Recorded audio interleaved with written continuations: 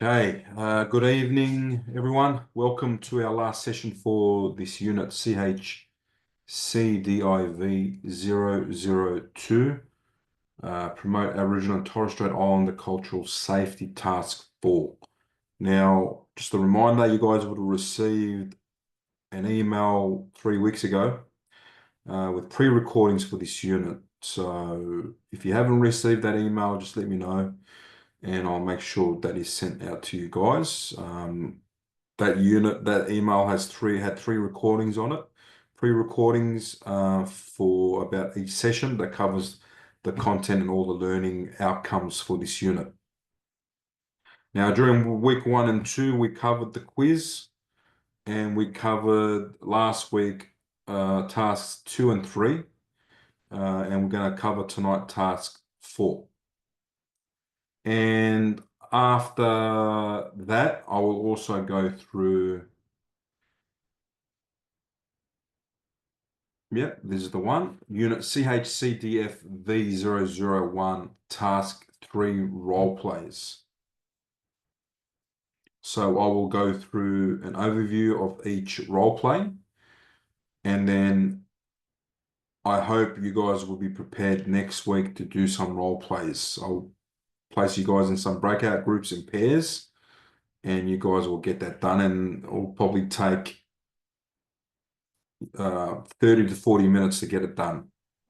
Okay, so we'll go through that in the second half of today's session.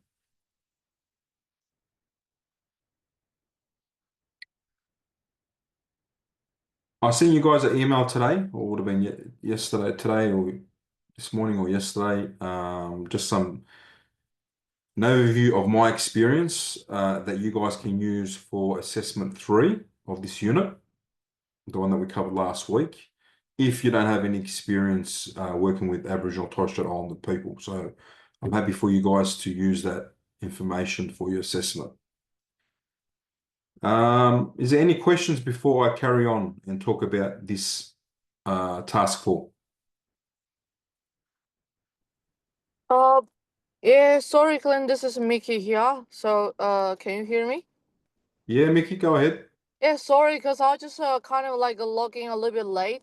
So, I actually missed what I just said like before. So, is it today we're gonna have a role play?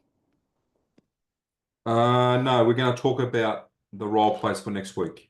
Oh, okay, okay. So this is for next one because I just when I log in, I just heard you saying like you're gonna put us in the break room, and I was like, okay, I didn't know about that. Okay, so this all I need to know. Thank you, thank you. So it's for next week, the role Yeah, play. I'm going to do an overview of each role play for next week, and then Okay, next week we'll do the role plays.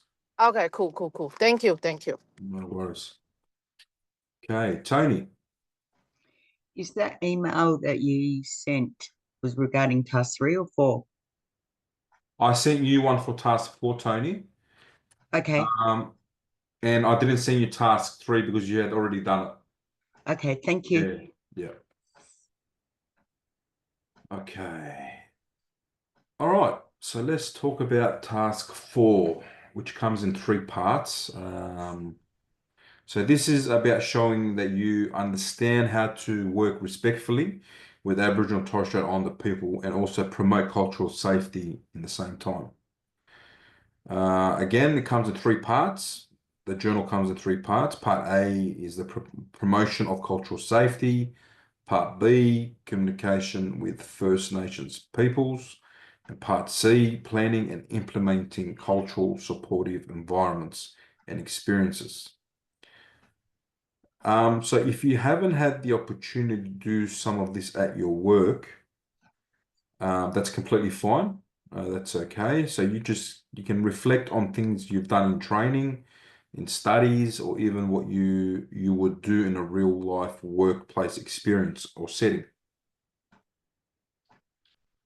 Now, part A, question is describe at least one situation where you have promoted First Nations cultural safety. If you haven't done this yourself, describe a time when you have seen someone else do it or do this. Can anyone try to answer that question, or does anyone have an example for that first one?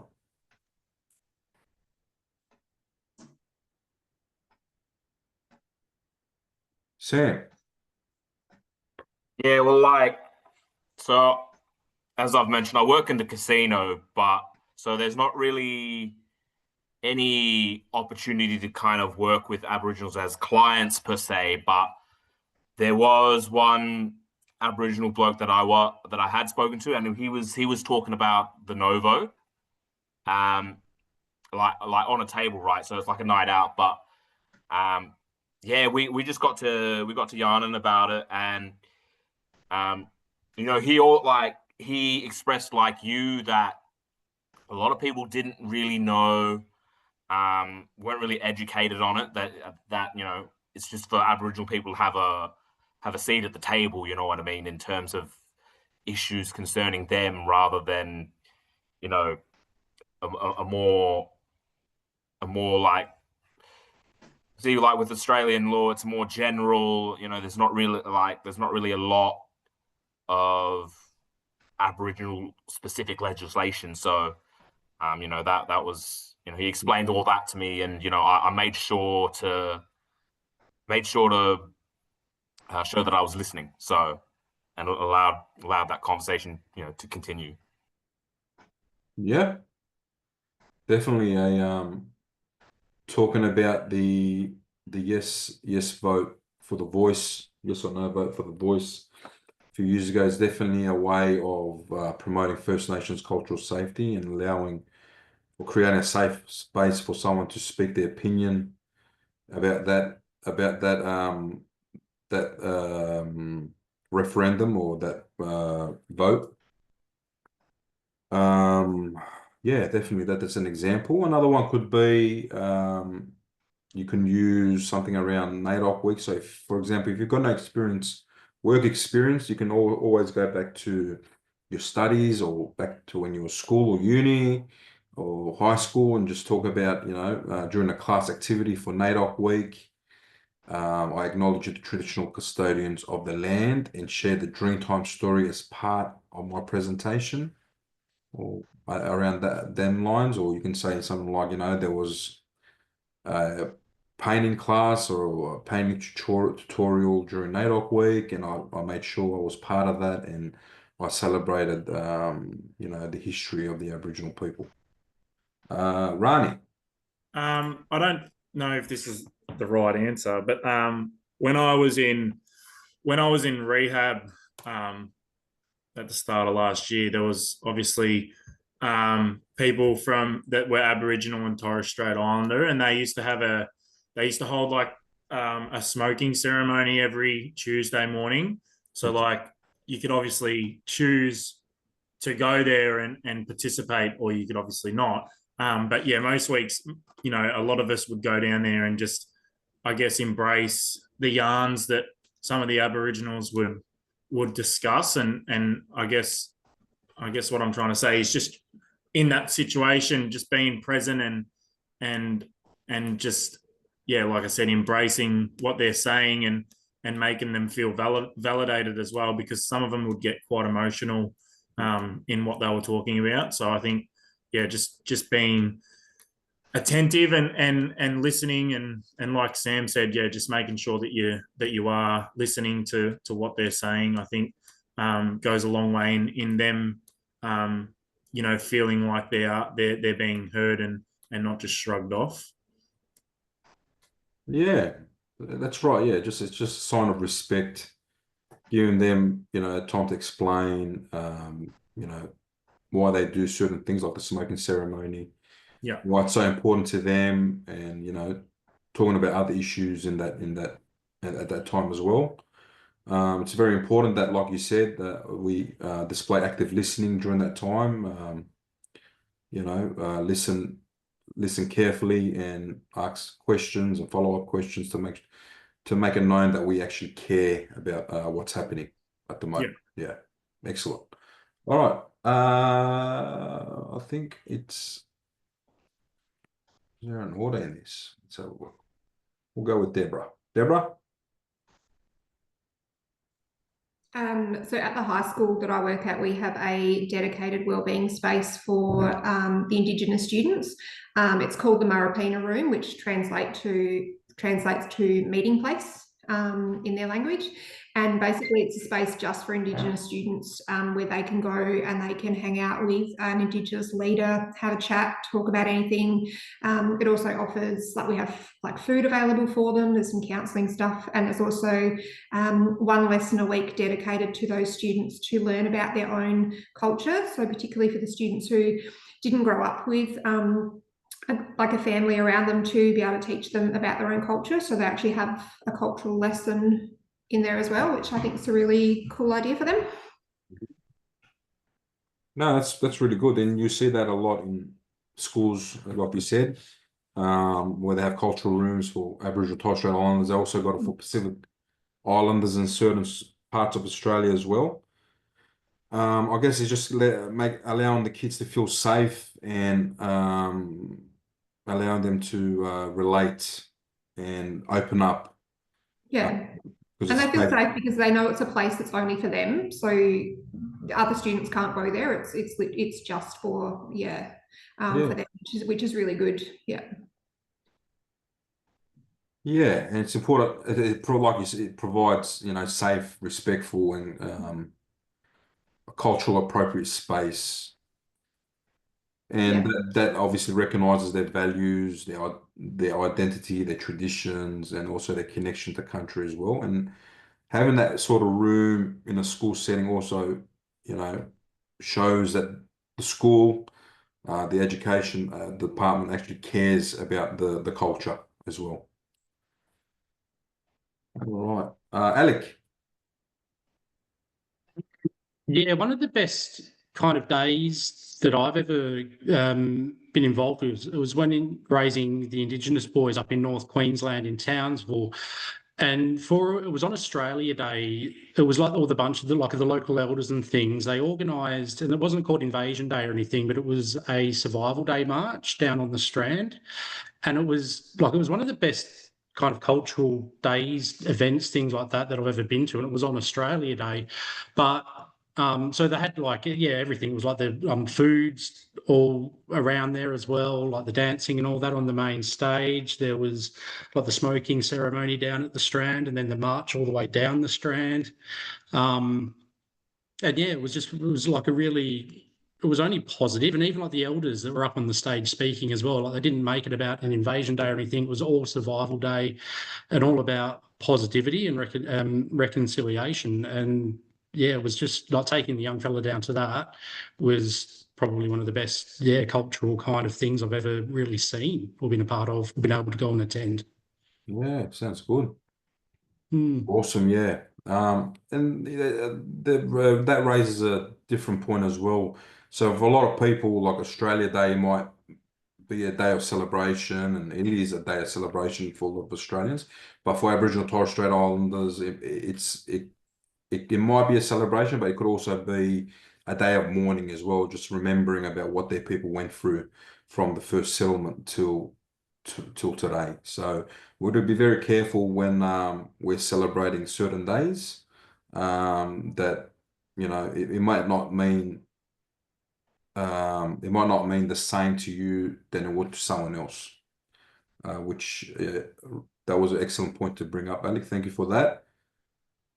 All right, so let's go to the next part, which is describe 3 potential cultural safety issues for First Nations people in your current or previous work context or any work. So what do you think some potential cultural safety issues could arise in any workplace? And can you give any examples of them?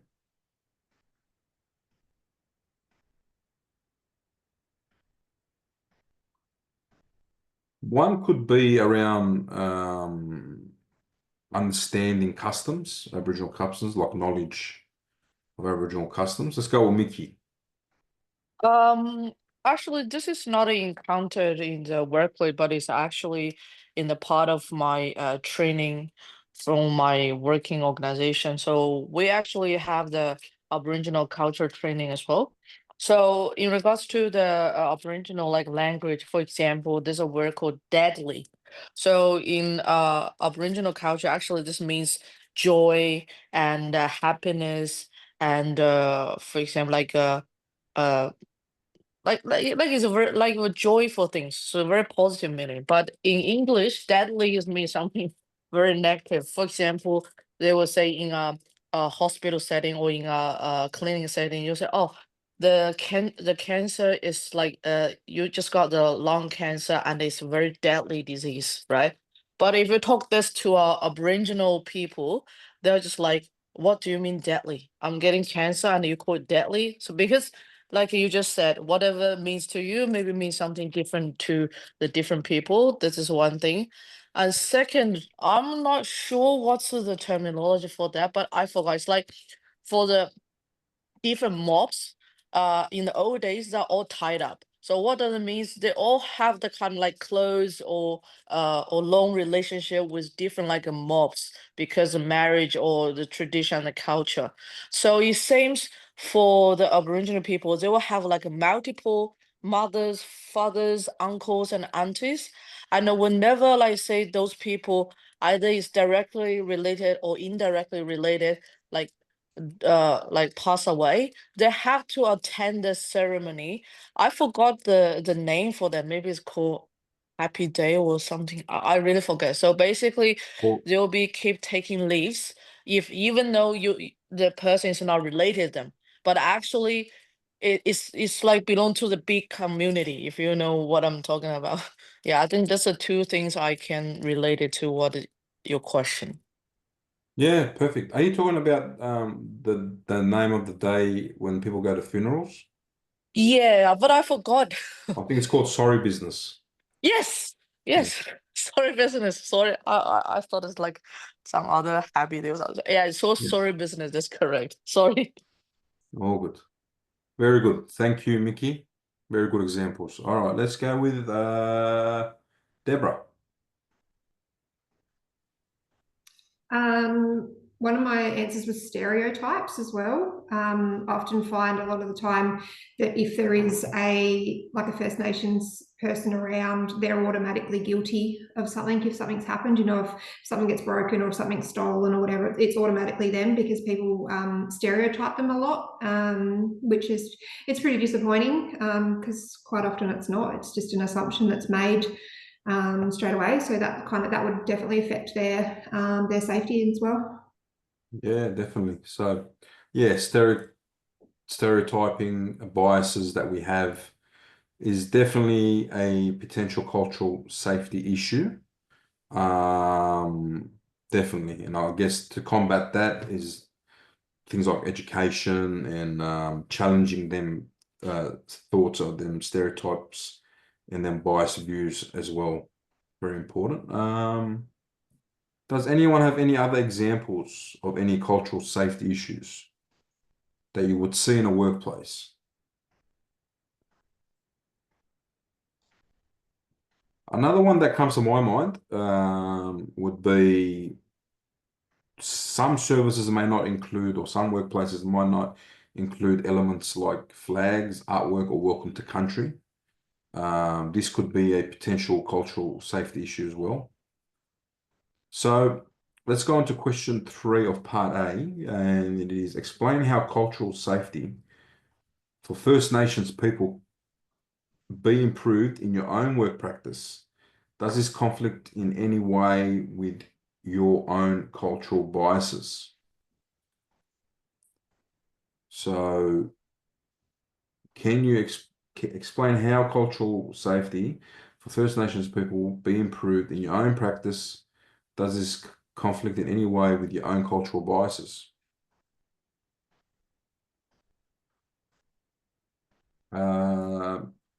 Mickey, did you have your hand up for this question?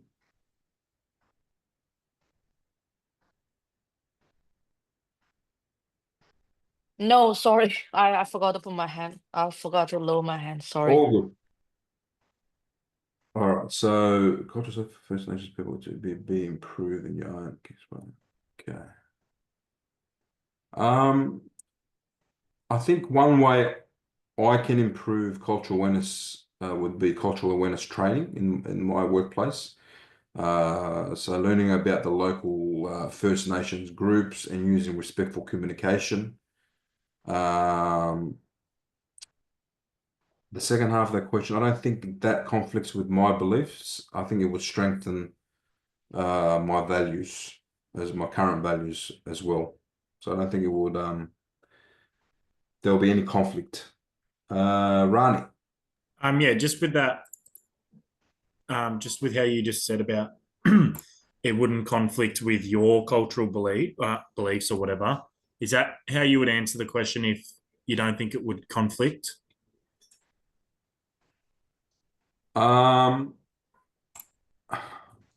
Yeah, there's not.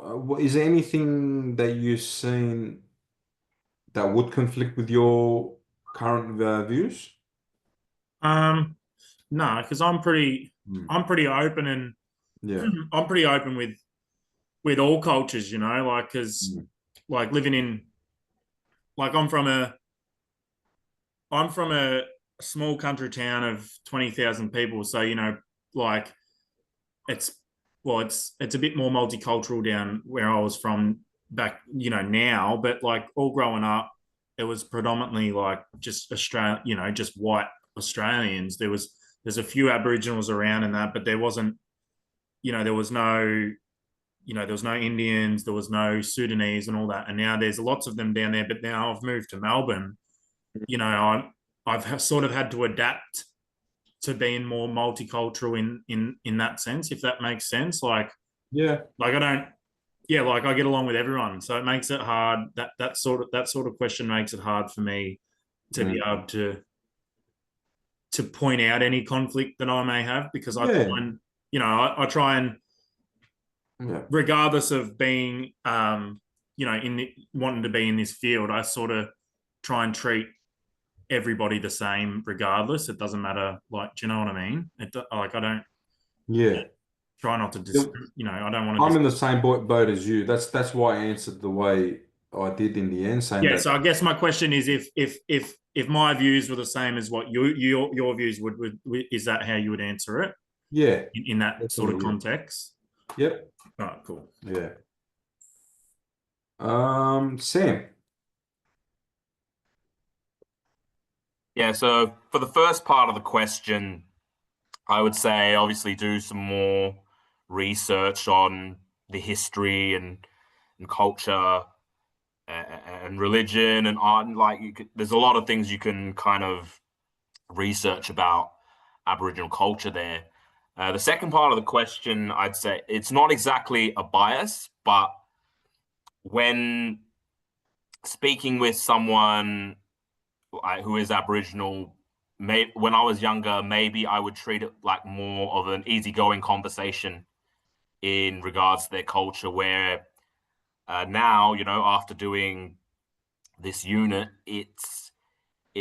I've like realized that it requires more of a delicate handling, you know, because when it comes to their culture and their history, it's not all rosy and all that. There, you know, if you do get into a in-depth conversation, it can likely have trauma involved, like, you know, intergenerational trauma. So yeah, so these days, obviously handle it with a bit more like delicacy.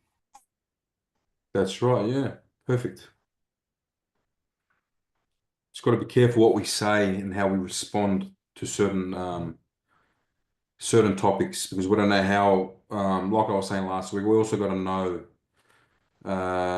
meanings of certain words. Like I gave you guys an example of a student last week using the term half caste. So we've got to know the effect of words and what the certain nuances when it comes to words and how we say things to certain cultures. Because we're learning about Aboriginal and Torres Strait Islander communities for this unit, you know, we've got to make sure we understand and learn as much as we can about the Aboriginal and Torres Strait Islander communities during this time, and that way we can respond the best way we can towards the community or the individuals in that community, or your future clients, I hope.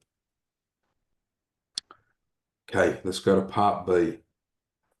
For part B, communication with Aboriginal and Torres Strait Islander peoples. So the first question is, within your current or previous workplace policies and procedures, is there any guidance on communicating with First Nations people? Discuss how this is helpful to you and your service.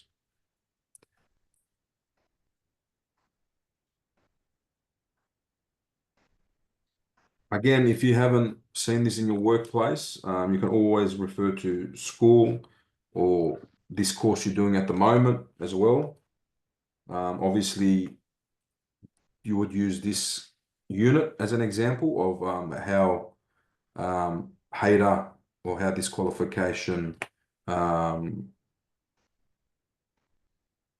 is a guidance on communicating with First Nations people. If you haven't worked in the field, you can refer to, again, what you've learned in this course. So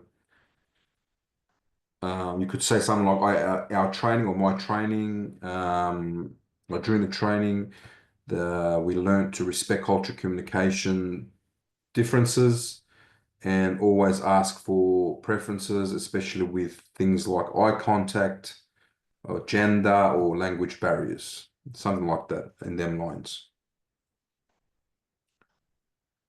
All right, let's go on to the second one, which is describe any potential communication issues with First Nations people and how this affects the quality of service provided to them.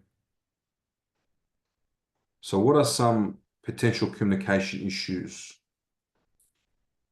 that may arise or that you've had experience with? Can anyone think of any?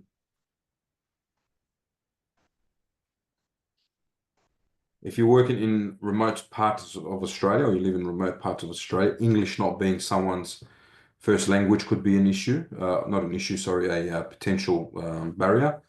Jody? Yeah, that's what I was going to say. And obviously, I'm in the middle of like the settlement here, but a lot of the elders actually speak their mob language still to this day. So Yeah, definitely. So that would definitely be one potential communication issue. Deborah, did you have any other ones?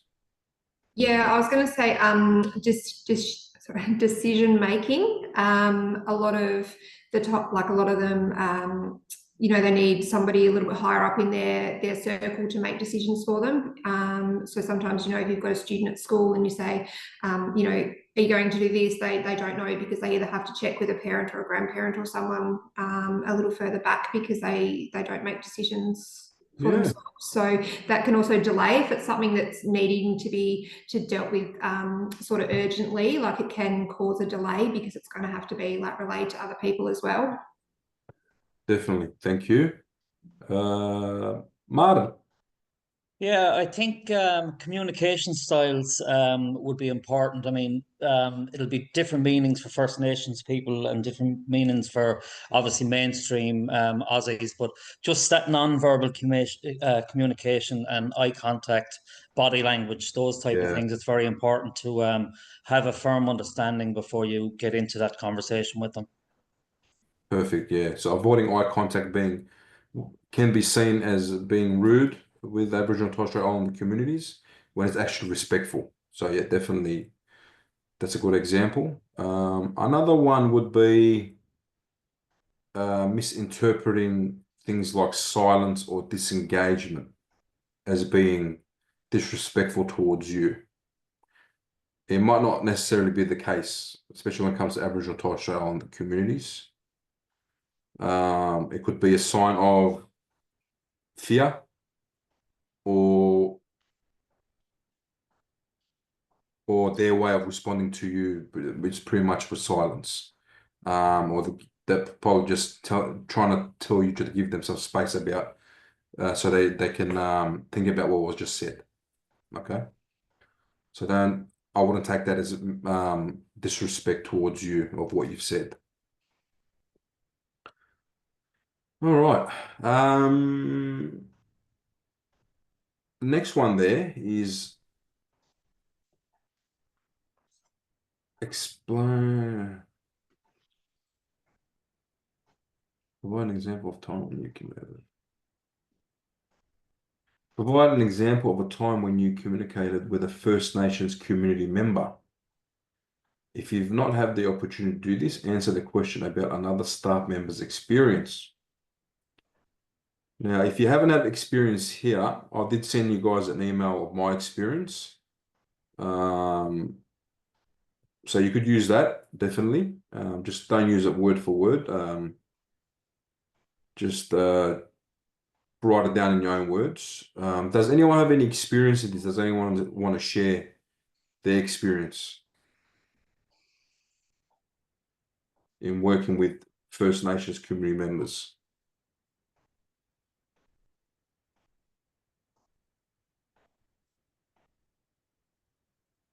Dashika. Yeah, it's just once. In my previous workplace, there was a graduate program where they were giving opportunity for it was like the kids they were not fully graduated, but they would come in for a rotation just to get an idea of workplace experience. But in my previous workplace, there were a lot of migrants, like, so I myself, I'm originally from Sri Lanka, so there are a lot of others who have come from different countries. So we have really not had a chance to speak with a First Nations person. We had a lot of questions, and now studying this, I think it may have even been inappropriate, but I guess, and the person whom we got was from I think his father was Caucasian, mother would have been from a Aboriginal background. So he looked very Caucasian. He didn't look anything as a First Nations person. So we were very new to the country as well, all of us in the team. We had a lot of questions, and it wasn't very, like, going back, I don't think it would have been a very pleasant experience for him, but I think he knew where we were coming from. He didn't take it in the wrong way. He was very patient, and he explained how even though you have the slightest connection to a mob, you are considered First Nation. So that was my first experience actually talking to a Aboriginal person. We learned quite a lot by working with him, and he took the time to explain everything to all of us. So it was very pleasant, and it allowed us to break a lot of stereotyping we had heard about the Aboriginal community. So that was my experience with them. Excellent. Very good. Very good. Thank you for that. Very good example. Mickey. Sorry, which question we are discussing about? Sorry, Mickey.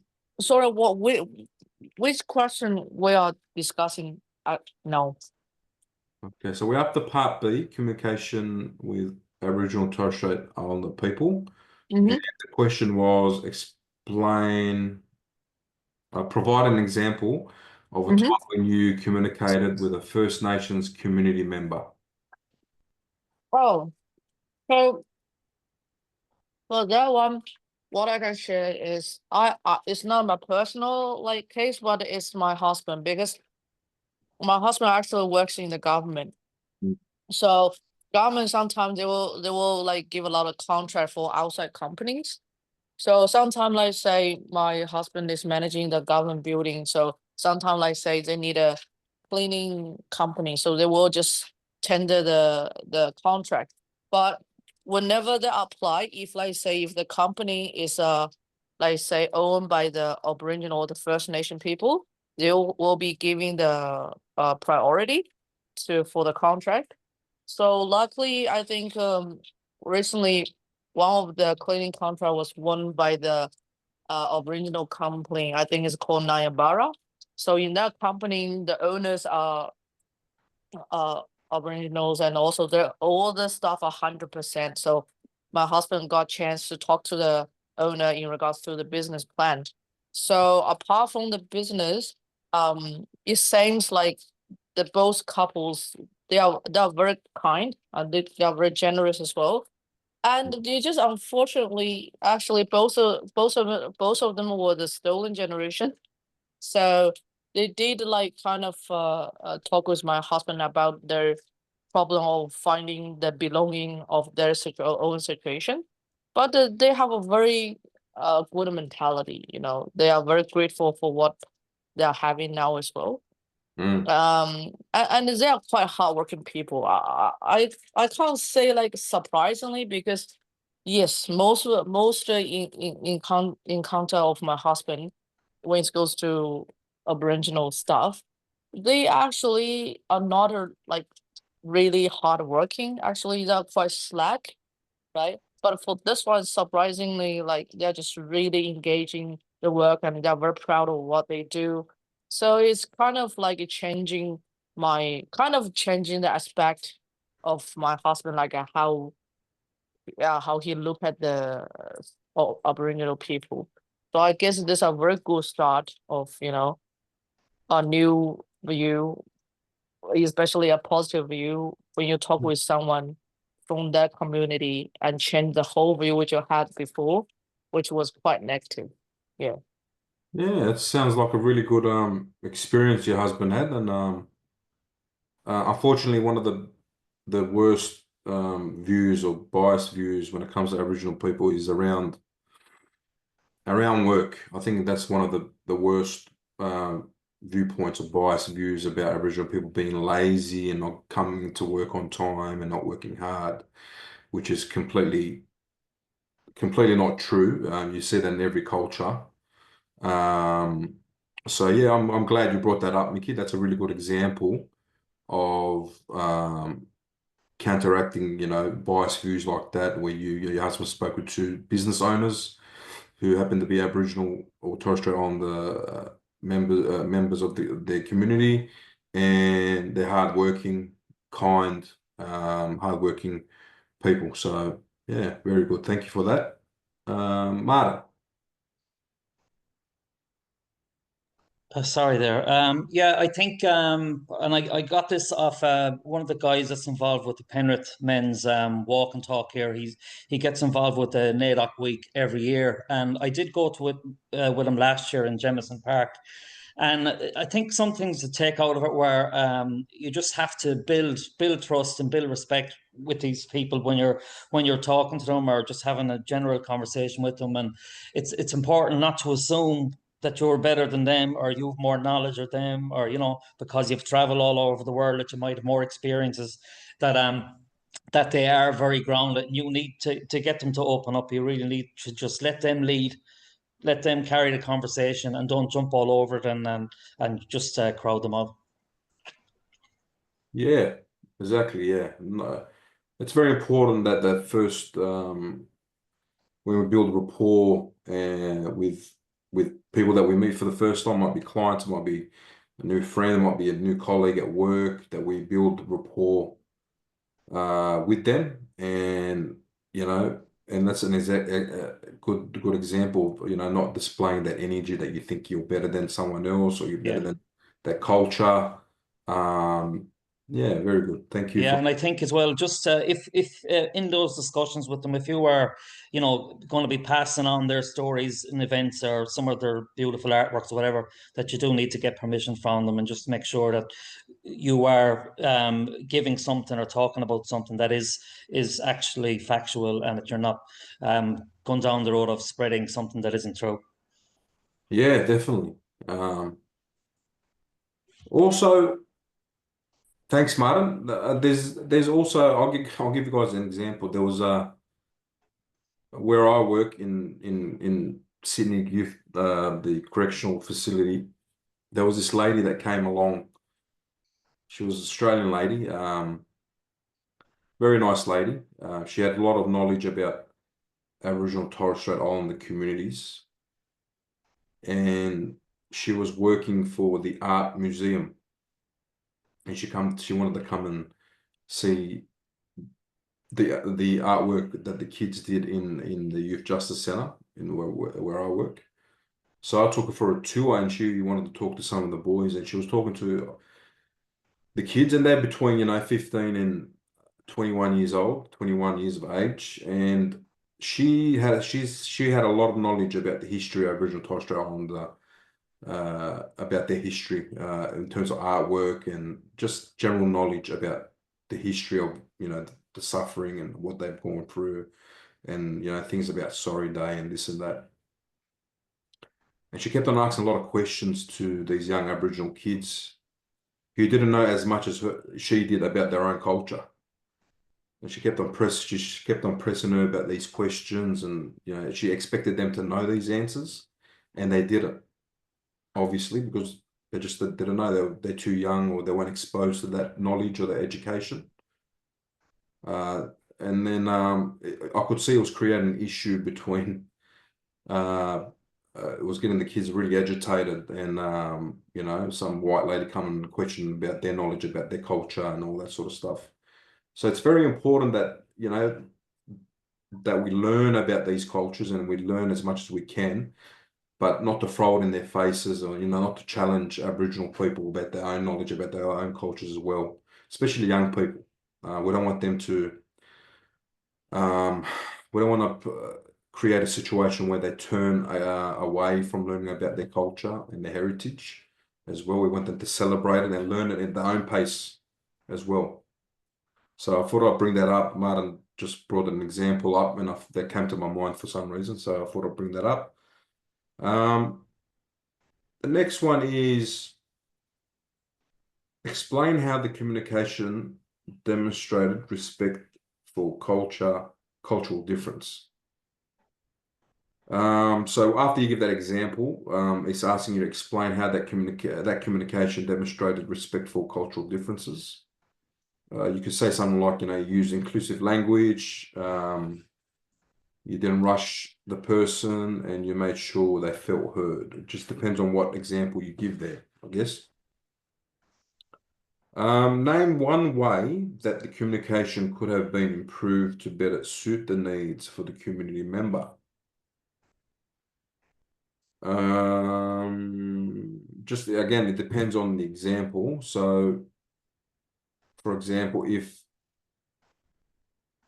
there was something about English not being someone's first language, and you try to speak to them slowly or clearly, and you try to avoid things like interruption, your example in that answer could be something like, you know, next time I would offer to use things like written materials, or check if the client prefers a support person or an interpreter as well. Mickey? Yeah, I think also, like, when it goes to communication, I think of verbal communication only, like I think contribute to 20% of the whole conversation, and 80% it goes to nonverbal. So let's say if we do have the language barrier, like you just mentioned, let's say someone doesn't speak English, apart from we can get a like translator, or we can also use like in writing, just like you know, if someone doesn't speak English, but if we can read English, we can just write on like the paper, so for them to understand.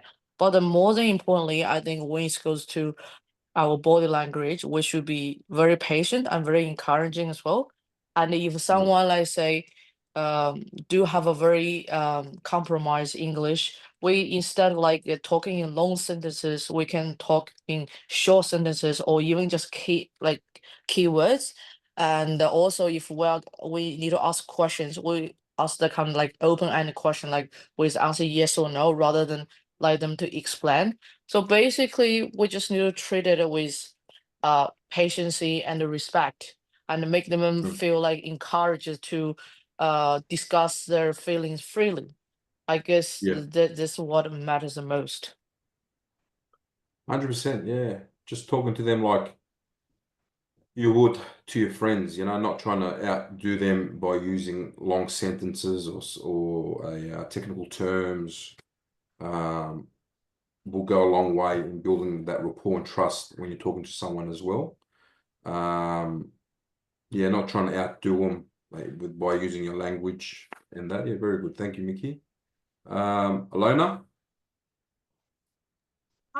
this is just sharing as well when it comes to communication, because it happened to me recently about the skill track, and because she talked too fast, and at the end of it I didn't understand that, so there was a delay, especially when I should have to do my like, you know, compliance, the working with children check. And I told her, like I said, sorry, I don't want to be rude, but you really talk so fast. And I'm trying to working on her as well, like, but even when I say that, sometimes what I did is at the end of the conversation, I made a clarity. But then because she explained to me, it's so fast that I didn't, even my daughter saying, Mom, I never understand anything.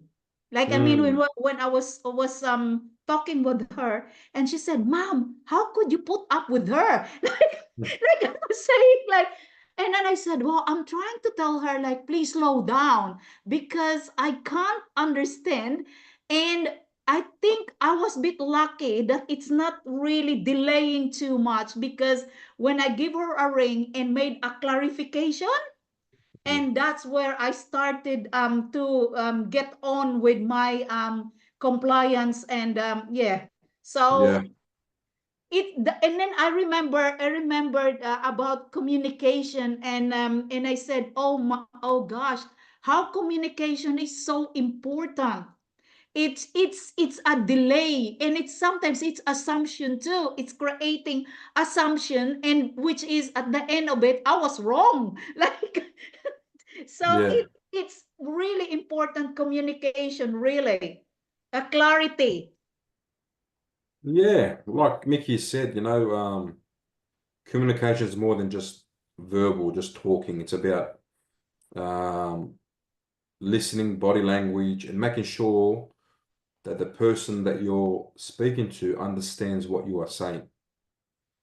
And like you said, Alona, if the person is talking too quick and not giving you, or is not making sure that you understand the message, well, that communication has failed, hasn't it? It is. There was really a failure, and so every time I gave her a ring and and clarified if I understand, this is what I understand, and she said yes, yes, and then she's still doing the same. Like, she doesn't have a slow down. Like, I mean, she talked too fast, and at the end of it, I didn't understand anything.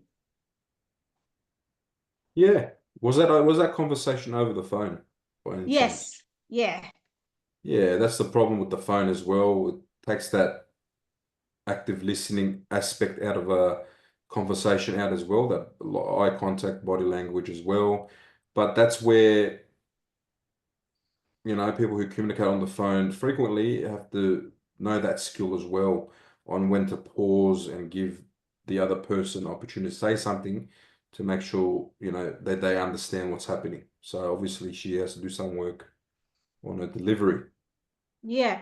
Yeah. And then, but I was hopeful as well by saying, like, at the end of the conversation, she would gonna be, like, enumerate that, oh, this is what you understand, or like double check with me that if there was a clarity before we end the conversation. Yeah, that's right. Yeah, that's common courtesy, I guess. She should Yeah. have done that. Yeah, definitely. Well, practice makes perfect. Okay, That's thank you. Thank you. All right, let's go on to part C now, guys. So planning and implementing cultural supportive environment experiences. First question is provide an example of an environment, program, or service set up in your current or previous workplace that is culturally supportive of the First Nations community. One that comes to mind, and we spoke about already, is NAIDOC. So NAIDOC Day, NAIDOC Week. You could say something like in class, or during school, or during work, we created a NAIDOC display with Aboriginal flags, books, and posters to raise awareness. The next question is describe how you have participated in the planning and delivery of an experience that is culturally supportive of the First Nations community. Now, some of you won't have experience in this. Again, you can use my experience of what I wrote in that email as well. Yeah, so I'm 99% sure I had something there, I had a blurb there about this question as well. The next one is outline how this environment and experience benefits the First Nations people in the community or your work context. Outline how this environment and experience benefit the First Nations people in a community or your work environment. Interesting question. Mickey. I don't know, like my answer would be the answer to answer question, but I think this is very I think everybody probably will have the awareness that when we apply for a job, right? In all the interview questions, they always ask you, or even are you like Aboriginals or Torres like Islanders, right? And I do think I don't know about the other like a working environment, but I know in my hospital in the workplace like government and also in the my company, if like say you belong to the Aboriginal or Torres Islanders, you will be given priority for the employment.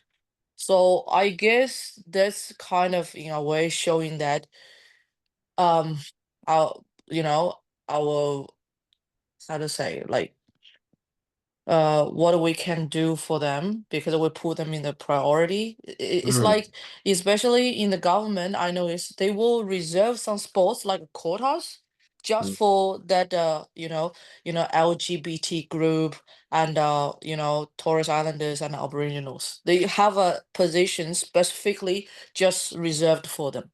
I guess this is like a way that um the country trying to Yeah. show a way of being grateful and try to take care of them. Yeah, Uh, there's definitely jobs that are specifically identified. So for Aboriginal and Torres Strait Islander communities, or in some agencies like Child Protection in New South Wales and Victoria, and in Queensland, there are identified African or Sudanese, Lebanese, Turkish positions because they need people to speak the language as well. But yes, in New South Wales, especially from my experience, there are a lot of identified Aboriginal and Torres Strait Islander positions that are targeted to them. I don't know about the LGBTQ. I know there are questions in the application where it asks if you do identify as LGBTQA plus as well. But I've never heard of them sort of position. There might be, but I haven't. But I have heard of the identified Aboriginal Torres Strait Islander positions, definitely, and that would be an example of how it benefits the First Nations people as well. Ye- Yeah, Yeah, so I'm not sure about that. It's just, like I said, because my husband works in company, they have a really big exposure about when it goes to positions, right? yeah. And they even have like a work union set up just for this special group. And they like on an annually basis they got a chance to voice out. I don't know, but now I don't know. It's like for me, I need time to get used to that. But my husband was telling me because the special group they actually have female tampons setting in a male's bathroom, and they have like a different like bins like in the bathroom for that purpose.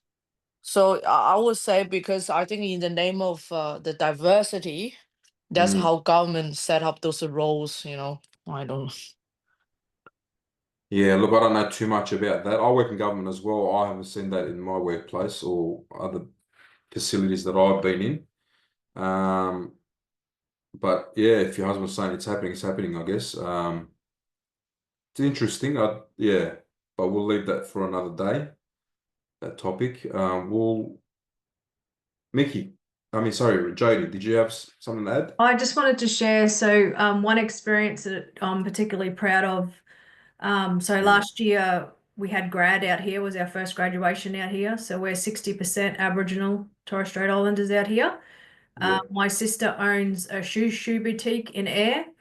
So I coordinated. So Bree normally throws all the shoes out or gifts them. So we drove 16 hours, picked up 46 pair of graduation shoes, brought them back to the community, and I was a part of fitting and sizing up the girls for grad, and it was a really beautiful experience to go through that. So yeah, it was good. Perfect. Very good example. Well done as well. And guys, if you don't have an example, you can also use Jody's example as well. That is completely fine. Yeah, that's really good work, Jody. All right, so I guess that answers that question as well about how it benefited the First Nations people as well, allowed them to celebrate their graduation. Yeah, and just cost of living, you know, that extra $100 could then go to hair and makeup, which the girls normally don't get the hair and makeup. But yeah, it was just like a flow-on effect. It was a beautiful thing. So yeah, awesome. And we'll do it again this year because it was really successful. Yeah. So, yeah. Very well. Very, very good work. Does anyone have any other examples of if they've heard of any initiatives or if they've been part of something? Or Adrian?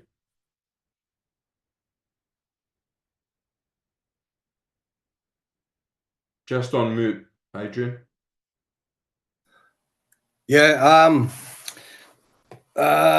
through tragedy, I lost my stepson through mental health 4 years ago, and we decided, you know, we could grieve forever, but what we do is we started a charity in Adelaide here in the city, and every Wednesday tonight the wife's gone out, but we take out clothes and a meal, and we thought if we could do it once a year would be good, but with provision we've managed to be able to do it every single week, sometimes twice when it's really cold, and we deal a lot with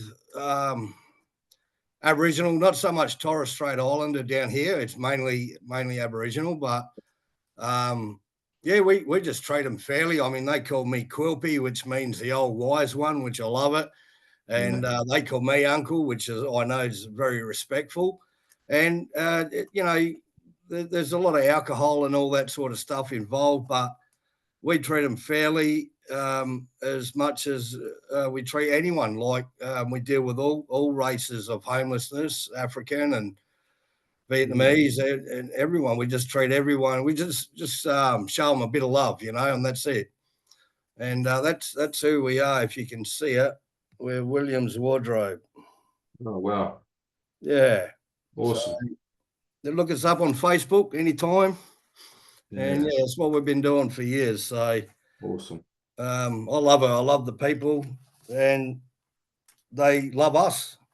Yeah. You know, they give them good clothes, good shoes, toiletries, whatever's going. So we get donations and then we pass it to them. Yeah. Awesome. Thank you, Adrian. Thanks for sharing that.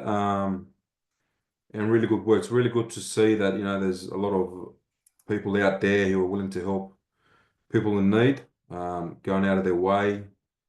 Yeah, it's very important that we celebrate non-profit organizations and people who do things for non-profit as well. Yeah, so really good work, Adrian. I'll definitely look that up as well. Yeah, thank you for that. All right.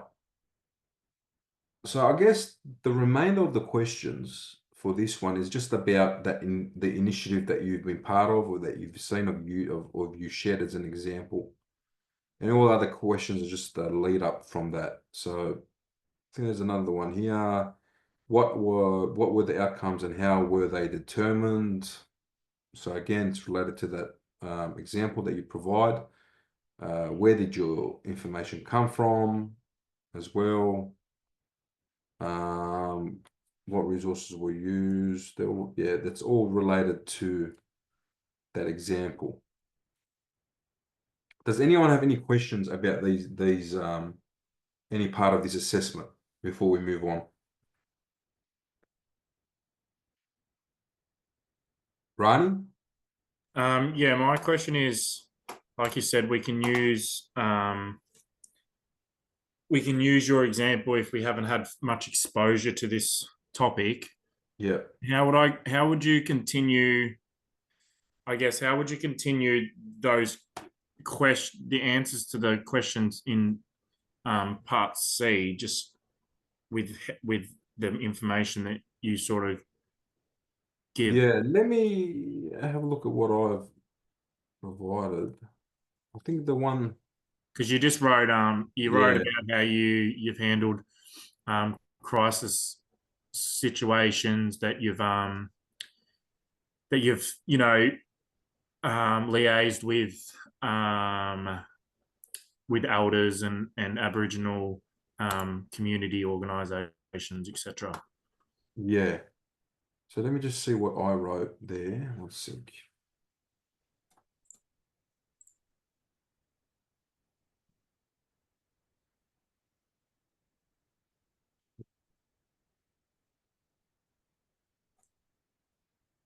.002. Right.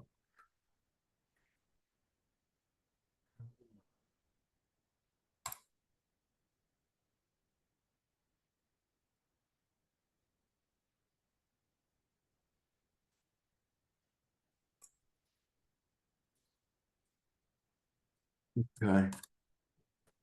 It doesn't really say much about this. You know what? I'll write something up again and I'll send it to you guys tonight or tomorrow. Yeah, sweet. That sounds great. I'll just go through it. Yeah, that's all good. Sorry, I just haven't had a lot of.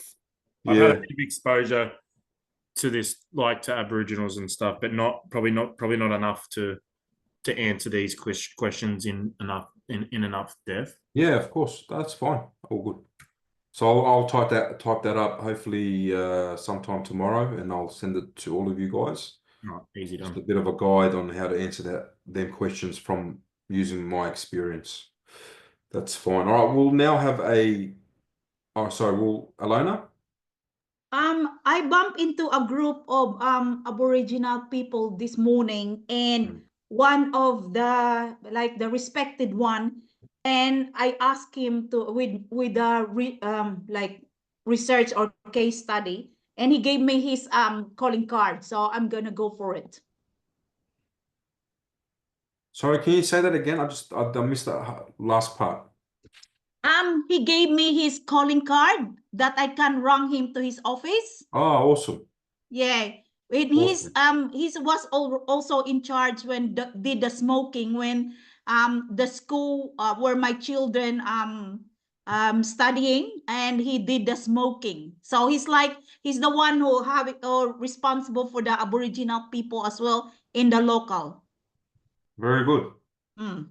Very good. So I go for him asking some questions. That's good. Very good. Yeah.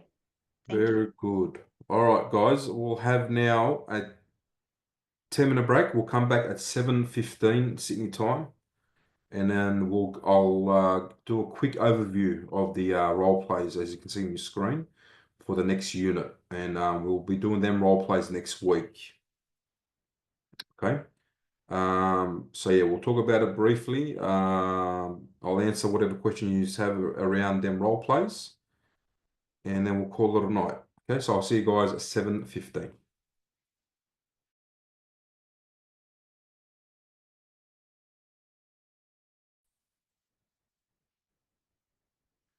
All right. So now that we've covered the CHCDIV002, let's get a head start on the next unit, which is CHCDIV001, recognize and respond appropriately to domestic and family violence role play. So this is task 3. I'm just going to go through an overview of each role play. So there's 3 involved in this for this task. So you're going to do total 3. Now, Rani? Sorry, man. Should these units already be open to us? This one might be, or it will be open probably Friday. Okay, that's all right. I'll just go off what you're saying. I think some people do have it open. Yeah. And if you don't have it open by Friday, just message or email or call LSO and they'll help you guys out. Yeah, all good. Thanks, man. All good. So I can see there's a few new learners in today. So role plays is a big part of assessments with your qualification through HADA and a lot of other institutions, especially online RTOs. So there's no going around unless you have RPL experience, prior experience for these units. So otherwise they have to be done. So for example, a few things that you need to consider when you're doing role plays is that you follow all the instructions as they are written. Okay, so if the instruction says that you will be playing a person called Michelle Donahue, then you are Michelle Donahue in the role play. You can't change the name. You can't use your own name. You've got to use the name Michelle Donahue, the counsellor at First Access. Some learners play two roles that won't be accepted. You've got to have someone else to play the role.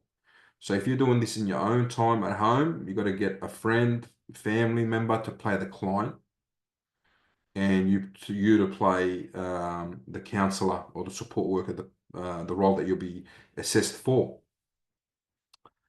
Now, a lot of the instructions say the role play should not take more than 10 to 12 minutes, or take 10 to 12 minutes, or 10 to 15 minutes. The rule of thumb is minimum of 5 minutes. It's got to be a minimum of 5 minutes. If it's 4 minutes and 55 seconds, it won't be accepted. It's got to be a minimum of 5 minutes. Ideally, between 6 to 10. Why we say 6 to 10 is because there's at least 6 capabilities that you have to meet for each role play. With this one, there's about 10. So 6 to 10 minutes is probably where you should be for this role play. Now, specifically about this one, so the client's name is Diane. So she'll be your client. You'll be playing the role of Michelle Donahue, a counsellor at First Access. Your client, Diane, who is a woman experiencing domestic and family violence. She's been in a long-term relationship, an abusive relationship with her partner, Sam. She arrives at the centre with visible bruises and appears distressed, and is also appears to be physically in pain. She may have a possible broken arm, according to the role play, the scenario. She doesn't want to leave her partner yet and is not ready to engage in full supportive services or support services, but she does want help. That's why she's there. She's worried that her partner might find out, and if she goes to a usual GP. So during this role play, I want to see that you build trust and rapport. It's important that you identify the risk factors, explain your role and the organization's policies, offer a referral to a safe GP, which here is Dr. Fitzroy, as you can see down the bottom there. And during the role play, start a safety plan as well.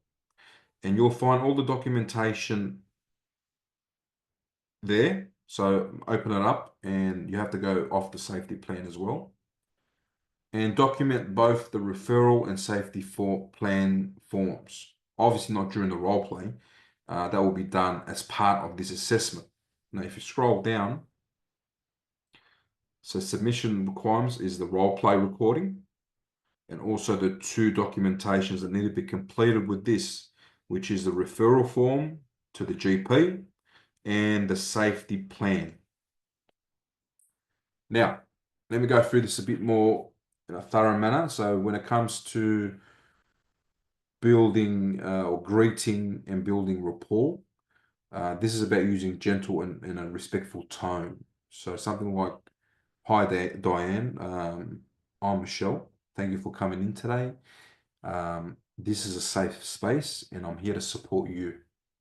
Okay. Try to use non-verbal communication like warm body language, open posture, and also active listening, which is nodding, your face expressions and all that sort of stuff that you guys should have a lot of know about already. Okay. It's about displaying your knowledge and your experience in this role play. It's very important during the role play that you don't dictate terms. Allow her to speak because this is about her. This is about the client. So ask her questions. Things like, can you tell me a little bit about why you're here? What brought you here today? What can I help you with? Things like, how are you feeling physically or emotionally? If she talks about her children, ask her, how are your children safe at the moment?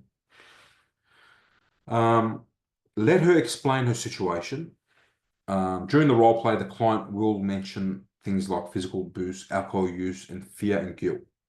Okay.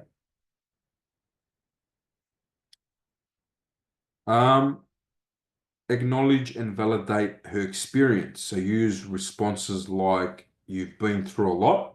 Thank you for sharing this with me. That must have been frightening. Or you can say things like, she shares a story with you. You can say things like, you deserve to feel safe. I'm really, really, really it's really sad to hear what you're going through. And then it's very important that you speak about confidentiality in your role. So clearly explain that everything that is spoken about in this meeting, it will be kept confidential and private unless she is a risk to herself or other people. You should be making comments like, my job here is to support you and help you access services in a way that makes you feel safe and respected. Also talk about the processes of first access. So briefly outline the processes. Talk about things like, we follow certain steps. We start with a discussion like this. I then assess the risk. And then I'll offer you some referrals and work with you in making them referrals and start your case management. And then you always let them know that they have the right to choose what support they want or they want to take up. Nothing is forced. We're just here to provide them options.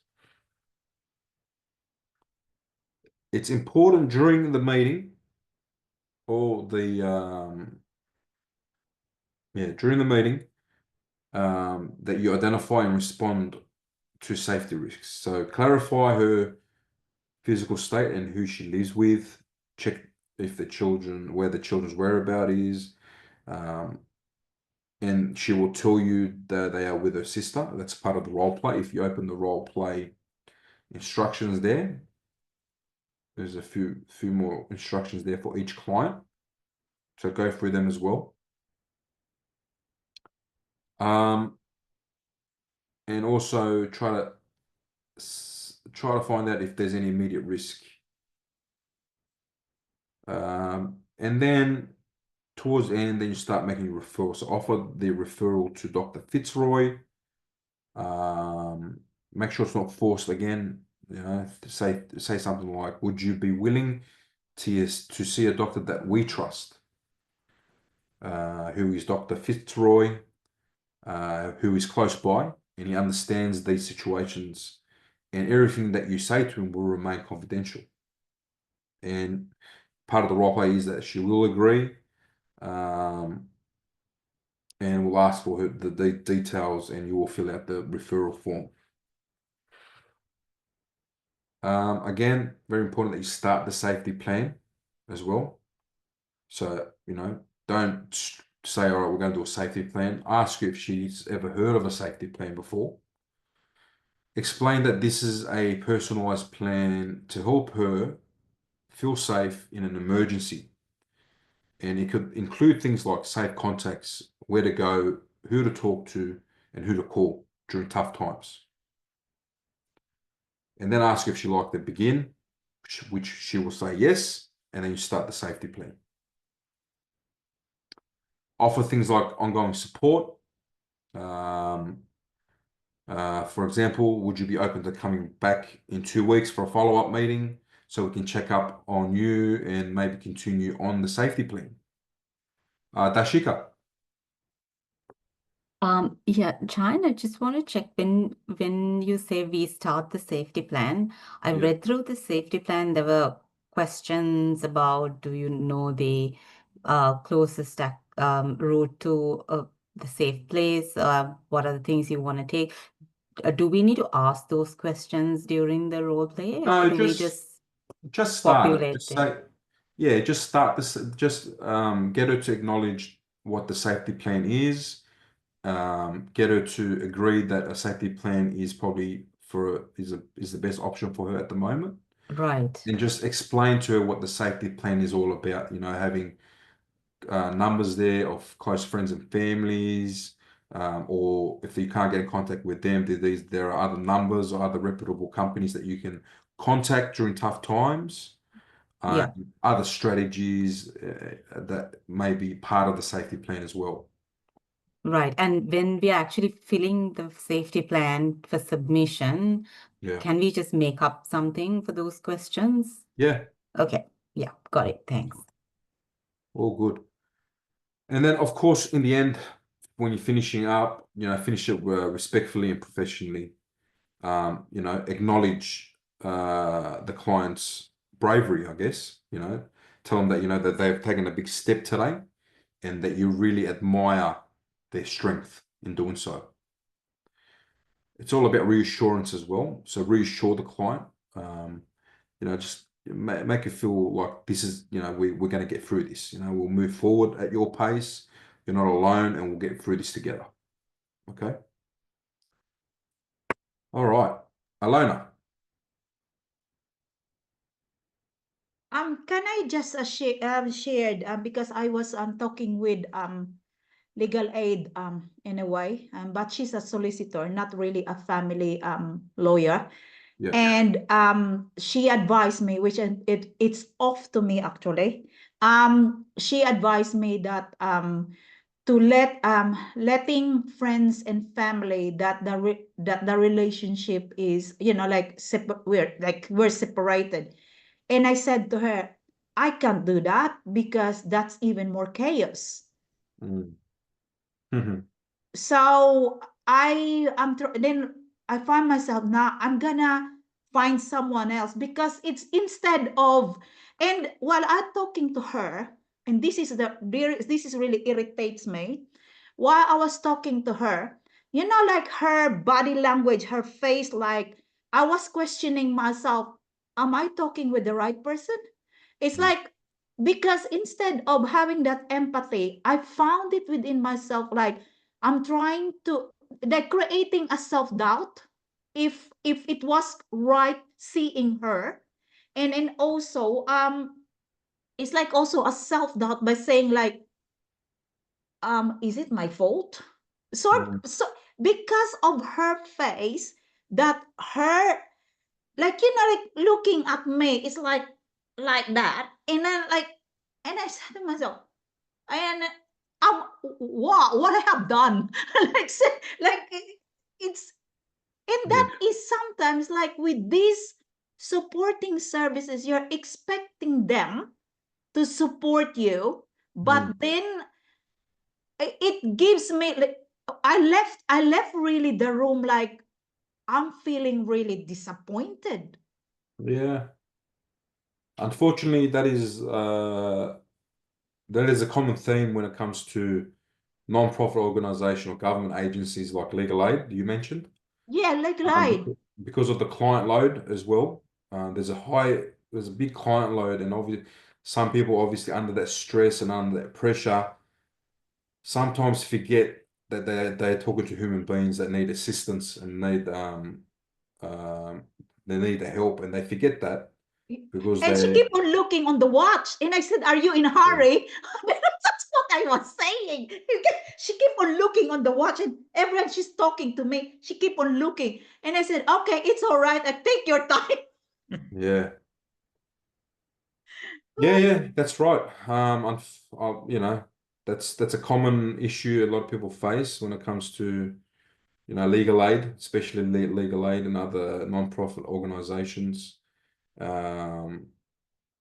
There's a variety of reasons. Could be, you know, lack of training, lack of supervision of staff, high caseloads, and you know, people need to be reminded, you know, people are coming to these services for assistance, for help, because they're in a tough spot. Yeah. But thank you for sharing that example, Alona. It's a good reminder for everyone to, you know, if you do work in this field when it comes to mental health or in the support human services field, it's very important that you treat clients with utmost respect and, you know, always be on your game. Always be ready to support your staff, and body language and the way you present yourself goes a long way in providing a service to your clients. Don't worry, I have still more lots of examples. Yeah, I'm I sure have you do. Yeah, I'm experienced sure you it. do. Yeah. I'm just gonna pause the recording for quickly. I just gotta make a quick phone call, guys. I'll be back in a minute and we'll go through the rest.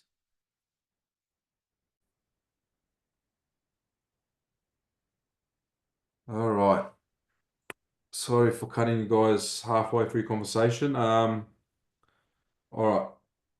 So the next role play is the client's name Priyanka. So you're meeting with Priyanka. You're still playing the role as Michelle Donahue. Priyanka is a woman from South Indian background who has been attending counseling for the past 6 months. She's in a controlling, financially and verbally abusive relationship. Her husband doesn't let her work, controls the money, and calls her names and isolates her. She often feels ashamed, depressed, and has expressed suicidal thoughts. Recently, she has begun to imagining a life without him and is thinking about leaving. So she has no one trusted. So has one trusted support network or person, which is her auntie Jasmine. So in this session, it's about building on the trust and helping her complete a safety plan, while updating the counseling plan as well. So for this one, you have to do the safety plan and the counseling plan along with the recording. Okay. So what you need to do here is, before the role play, is just to pre-fill the counseling plan with what you already know about the scenario and have the blank safety plan ready to go, or just take some notes so you can fill it out later. Important again to greet her and build rapport. So greet Priyanka warmly, as you would anyone else. Hello, it's good to see you again. Remember, it's a follow-up session. It's good to see you again. How have you been feeling since our last session? Try to use a calm tone. Show warmth and make her feel supported as well. Mickey? So in this instance, like you said, because this lady has the suicidal thought, so does that mean it's involved like compulsory reporting? Because, you know, it does potentially, you know, she would harm herself. And we need to let her know, right, during the role play. Yeah, so during the role play, I haven't read this in depth, so I'll leave that to you guys to do. If there's mention about, yes, I do want to hurt myself right now, then you have to do a mandatory report and call the police and emergency services. Yeah, but Okay. if she says to you, no, I don't want to at the moment, there are things that you mention in the counseling plan and the safety plan, and you got to find her some avenues to contact when she feels like that. Okay. Okay. Got it. Yeah, got it. Oh, good. So Jody, yeah. So just in that instance, I sort of thought just through my work. So I just did another GP referral back to Dr. Fitzroy for another mental health plan. Yeah. And at least our duty of care is filtered back to the doctor at least. Is that okay or? Yeah. So if there's no immediate risk of Yeah. suicide or self-harm, a Well, GP referral will be enough. yeah, she presents well and she's more positive in that session. So yeah, so yeah, there's no need for that. But for argument's sake, if she was in that state where she did want to, she was at risk, then you would obviously call emergency services. But for this scenario, she isn't. I haven't read the whole thing 100%, but from what Jodie's saying, she isn't. She's in a good frame of mind. But she has had them thoughts in the past. You would definitely do a referral to the GP or a psychologist or psychiatrist as well. Okay. So during the role play, after you build rapport, and you greet her, you need to identify and respond to Priyanka's needs. So you know a little bit about her, but you want to expand on that. So what's been happening at home? Have you thought any more about the idea of making a change in your life? Allow her to talk about her feelings, her fears, and thoughts of leaving. So that's what we wanted to start doing, talking about what she really wants to do at the moment. Acknowledge her emotions and validate her experience. So say something like, you've been incredibly strong to come this far. Just validate her bravery and her situation at the moment. Again, explain the rights and responsibilities. Talk about how this is private, confidential, and you'll only indulge the information if she's at risk. Alona? I think it's a good option as well, like because a lot of women are saying like, oh, I'm ready to leave, but then in an hour saying no, I'm still keep on sticking, and then I only wanted the like a safety plan, and depends probably sometimes in how the conversation going on. Sorry, can you repeat that last part, Alona? It just cut out for a sec. Because sometimes when like facing with the client and say they make a decision to leave, but then after in an hour they were changing their mind. So I think it's a good idea of having a lot of options, whether it's like planning, this is the plan of if you're deciding for a divorce or if you're just deciding to leave, and with all that supporting options. Yeah, definitely. Yeah. Definitely. Having more options, the better. Yeah. Definitely. Thank you. Because it's also the more options is also the feeling of the client to get more empowered. Yes, it will definitely empower the client and provide them more avenues as well, and allow them to a choice of choosing what will make them feel the safest at that point. Yeah, because sometimes the option for the other people, because every victim has, and should be the supporting services, they have to understand that every domestic victim of a domestic abuse has a different situation, different circumstances, and also the abuser has a different execution style. Yeah, every experience and situation is unique to the victim, and what they're going for. That's why we do individualized, personalized plan for each person. It's not a generic plan that is provided to all people who come for a service.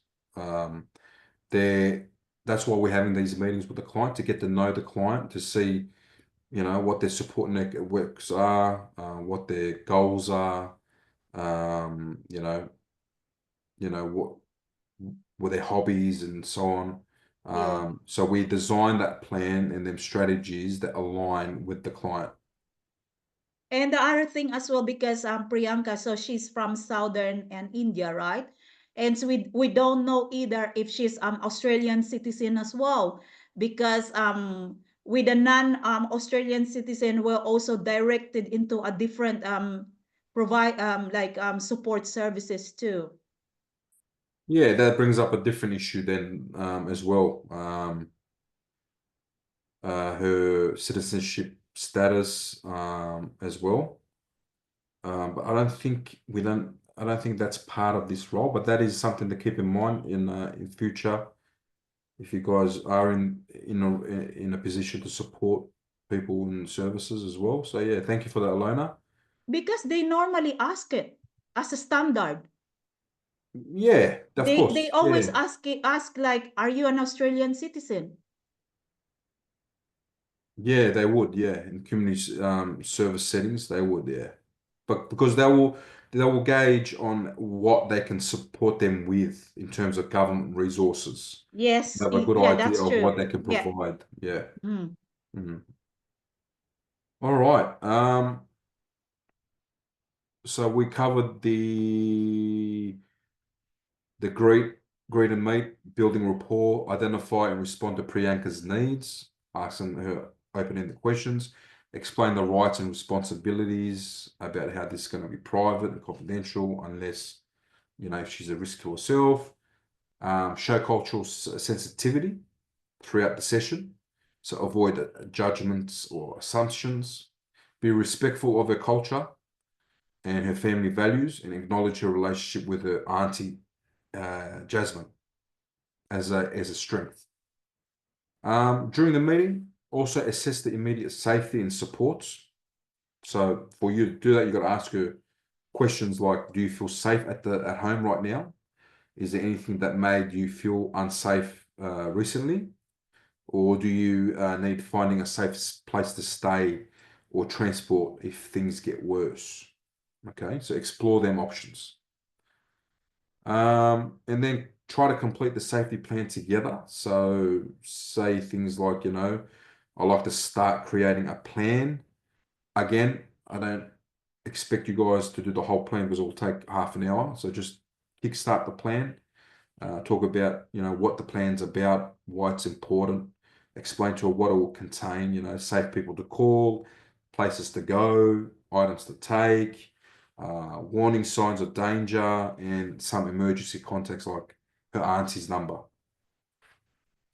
During the meeting, also look at the counselling plan as well. Update the counselling plan with any new information from this meeting.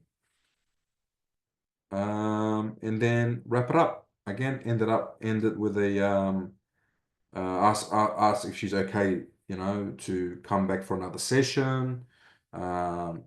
Again, reassure her as well. Tell her how you are proud of her, how far she's come. And it takes a lot of bravery to ask for support during these tough times. And thank her gently and finish the session. Okay. The last one is Oliver. Now, Oliver, again, you're playing the role as Michelle. That doesn't change. So all three role plays, you are Michelle Donahue. Again, this is your second session with Oliver. So you know Oliver, a client who is in a potential abusive relationship with his partner. And his name is Max, I'm pretty sure. Yeah.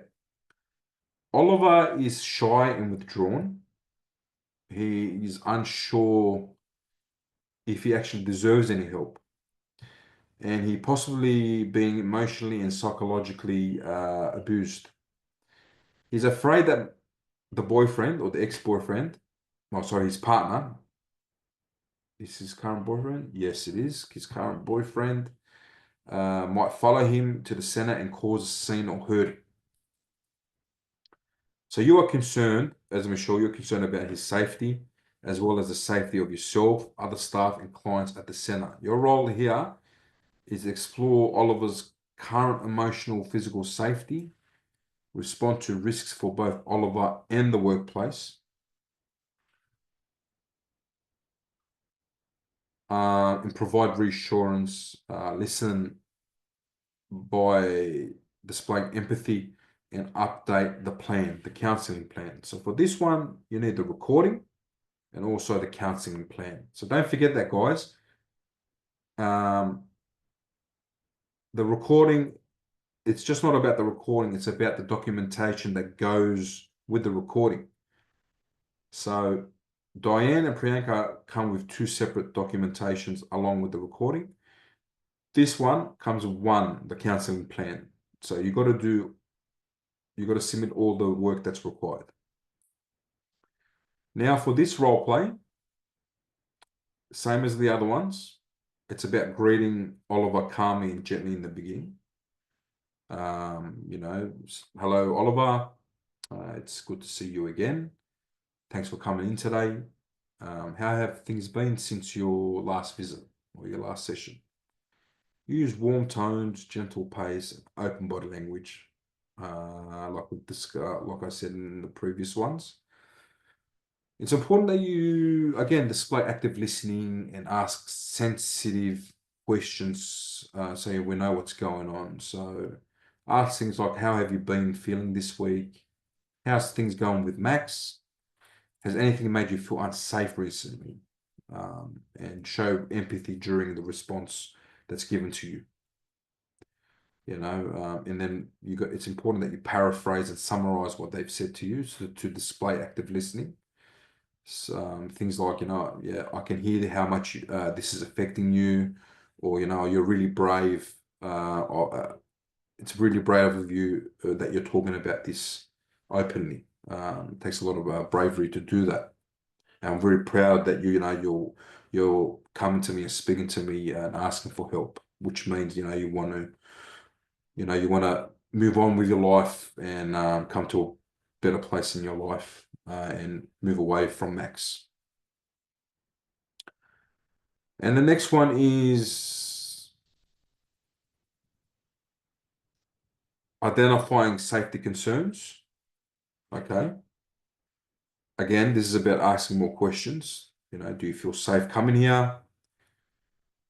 Did Max try following you or contacting you while you've been here?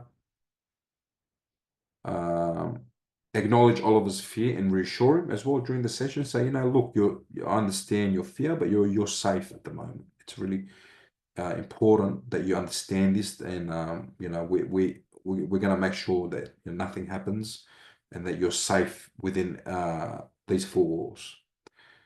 We also want to make sure our space is safe for everyone. So it's important that you share any information that will be relevant to us to keep this center safe. And then, of course, respond to the risk and offer support. Okay. So, for example, you could say, if you feel unsafe here or at home, we can work with you to start a safety plan. We can speak to the team about some safety measures without giving away personal details as well. You may suggest things like, you know, we can schedule appointments discreetly so he doesn't find out, so he doesn't know about it. Tell us a time where maybe he's not at home or you're at work and we can contact you when you're alone. Talk about emergency contact processes and also referrals to specialists or DV services. Offer external support options again. Make sure you gather information to update the counseling plan. And then you wrap up the session. So ask Oliver if he's okay to come up again next week. Again, this is all, you need to reassure him, make him feel, you know, positive about the session. You know, let him know that he's not alone in this journey, that you're with him, that you will do whatever is necessary to support him within the means of your role. And, you know, let them know we'll take this at your own pace. We don't have to rush into anything. You've done really well today. I'm really proud of you. Okay. And that's pretty much it for that role play. So usually, as you guys know, and for the new guys that have just joined us today, usually we do a mock role play now. So I'll get a couple of the learners to attempt the role play and I'll play the client. But there's a lot going here. There's a lot of information that you guys need to read up on. I need you to go through the role play instructions. I need to go through the role play instructions as well. There's a lot involved in this role play, so we'll leave that for next week. I'll need you guys to do a bit of homework, read up on these, and then we'll attempt the role plays next week. And I will do a example or mock role play with one of you guys in the beginning of next week's session. Jody? Sorry, so just with Oliver, so Yeah. task 5 is an email to staff members outlining the risks involved. Which task was that? Sorry. So number 5. Yeah, that's So right. can you just give us an idea of like what that, like it's using the email template, so it goes to all staff, obviously. So it's outlining the risks of the client, of the staff members. Yeah. And 7's an email, like part 7 is in another email as well. Yeah, that's an email as well. There's Yeah, that's right. So this is an email. So you just want me to explain how to. Yeah, I'm pretty sure like just identify the risks and then talk about the safety plan. Talk about, you know, the client escorting, obviously private room. You talked about organizing times. You know, obviously a lot of confidentiality involved as well. So just because it's gone to all staff, it's obviously a high risk email. I was thinking the same thing, Jody. So China, is it just to tell everyone there is a high risk case where somebody can walk in, or Let me just read this quickly. I haven't had a chance to read. 1 second. Because I don't want to give you the wrong information. I've sort of done my email, but I just want to make sure I'm on the right track. Okay. So that's task 5, the one on the screen.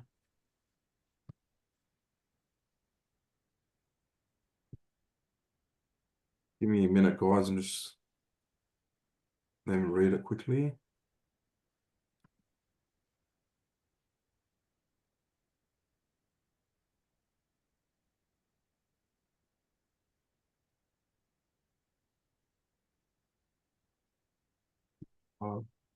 Information.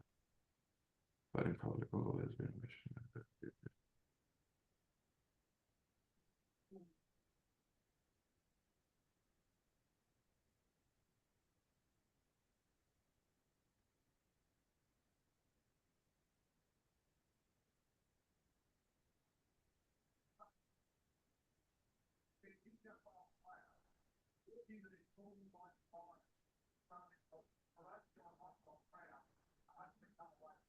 okay.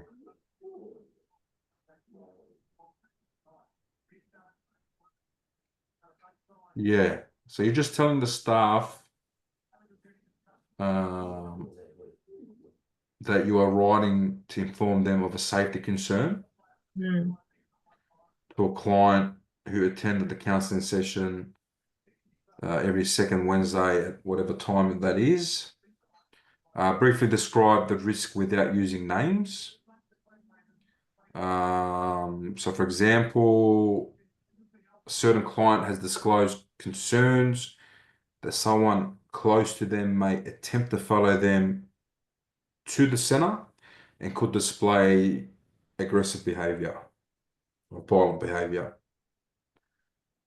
Also talk about, I guess, how this could affect others. So this is a potential risk to the client's safety and the safety of the staff here and other service users if the individual attends without being invited. He may become, or he or she may become confrontational. I think. Is it okay to say the appointment time, to say there's a client visiting at this time? 11 a.m. Yeah, definitely. Okay. Yeah. And to say So if let there them is know. any confrontation, just to immediately Yes. call police or something. Yeah. So let them know that it's every Wednesday, 11 o'clock. So be careful during that time. Clearly and briefly list what measures are to be taken if something does happen or there's a risk that you identify. So reception staff are asked to be extra alert during this time. Do not share any client information with visitors or callers. If an unknown person becomes aggressive, demands access, follow our escalation procedures immediately, which will be contact the police. And also use the alert system or the duress button or whatever security system they have in place, or to notify management if required. And also during the email, important to talk about that confidentiality. So just remind them about this. These need to stay confidential as well. And then obviously in the end, which I don't know why a lot of students have issue with is closing the email. So thank you for your attention in this matter and for helping maintain a safe and secure or supportive environment. Kind regards, so-and-so. Okay, so just make sure you close the email politely as well. Is that all good, guys? Yes, thank you. Yes. All good. All right. So that's it for today. So this session is recorded, so you guys can go back and watch this session if you want another overview of the role plays. Like I said, next week I will pair you guys up. It'll take 30 to 40 minutes to complete this. Before I do that, I'll do a mock role play with one of you guys, a volunteer, and we'll go through maybe one or two just to give you guys a brief idea on you know how it should be done, and then I'll send you guys onto your breakout groups, and then for you guys to complete them role plays. Just to get a brief idea, if I can get your hands up, your digital hands up, to see who's going to attend or participate in the role plays next week.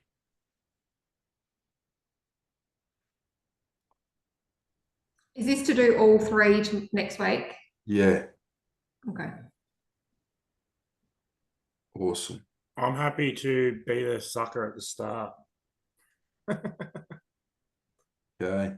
Just getting before Sam does, hey? Yeah, that's what I was thinking. I seen his hand pop up. I seen his hand pop up. I thought, not today, buddy. No, not today, buddy.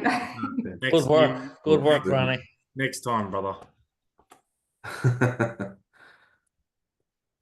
Excellent. So there's 13 of us. I'll let you have it. I'll let you have it. There he is. That's all good. And we've got, oh, Adrian's going to do it. Awesome. That'll be his first time. Great. And Jay. Okay, awesome. All right. Very good. Again, guys, there's no pressure. All right. If you freak out and you don't want to do it, that's fine. But there's no reason to. Yeah, it's once you get the first one done, it's very easy after that. You actually start getting into it and, you know, half enjoying the assessment. So don't lose sleep. Just read up as much as you can about the client. You're not going to get everything right. As long as you meet the capabilities, I'm going to pass you. Okay, so don't freak out. As long as you got a minimum of 5 minutes, you're calm and collected, you use appropriate language, you touch on the safety plan, you talk about the risks, you identify the risks, you identify some strategies, you close the meeting appropriately. That is what I'm looking at. Okay, so don't stress too much. All right. I'll let you guys go because the Origin's about to start. That's why you want to finish early, brother. Go the Blues. Queenslander. I see how it is. Don't be shit. I'll let you guys enjoy the rest of the evening. If you want, I can leave this on and you guys can hang back and talk to each other, discuss whatever you guys want to talk about. I think I'll see you guys next week.